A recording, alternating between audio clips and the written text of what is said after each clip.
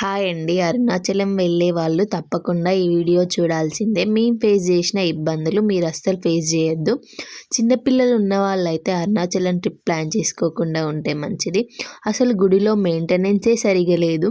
మేము 11 AM అలా లైన్లో నిల్చుంటే మాకు దర్శనం అయిపోయేసరికి 4 అయింది. 50 రూపీస్ టికెట్ తీసుకున్న వాళ్ళు తీసుకొని వాళ్ళు అందరూ అదే లైన్లో ఉన్నట్టు అనిపించింది. అసలు లైన్లో ఎంత తిరిగినామంటే 3 hours లైన్లో తిరగడమే సరిపోయింది. చిన్నపిల్లలకి ఒక దగ్గర కూర్చొని పాలు పడదామంటే ఎక్కడ చిన్న ప్లేస్ కూడా లేదు. నేనైతే అందరూ లైన్లో వెళ్తుండే ఒక సైడ్ కూర్చొని మా చిన్నడికి పాలు పట్టినుండే. అండ్ ఇంకొక విషయం ఏంటంటే మన దర్శనం కంప్లీట్ అయ్యి బయటికి వచ్చిన వెంటనే ట్రాన్స్జెండర్స్ ఉంటారు. వాళ్ళనైతే అస్సలు నమ్మొద్దు. మామూలుగా బ్లెస్ చేస్తారని మేము ఒక 50 రూపీస్ ఇచ్చిండే. బట్ మీ దగ్గర ఉన్న అంత మనీ తీయండి, బ్లెస్ చేసి మీకు ఇస్తాననింది. ఓకేలే నమ్మచ్చు అని మేమంతా మనీ తీసి ఇచ్చినుండే. ఆమె సగం మనీ తీసుకొని సగం మనీ ఇచ్చింది. నేనైతే అవసరం లేదు మాకి ఇచ్చేయని కొంచెం గొడవ వేసినుండే. అప్పుడు ఇచ్చింది ఆమె అయితే. Be careful friends. వీడియో నచ్చితే డూ సబ్స్క్రైబ్.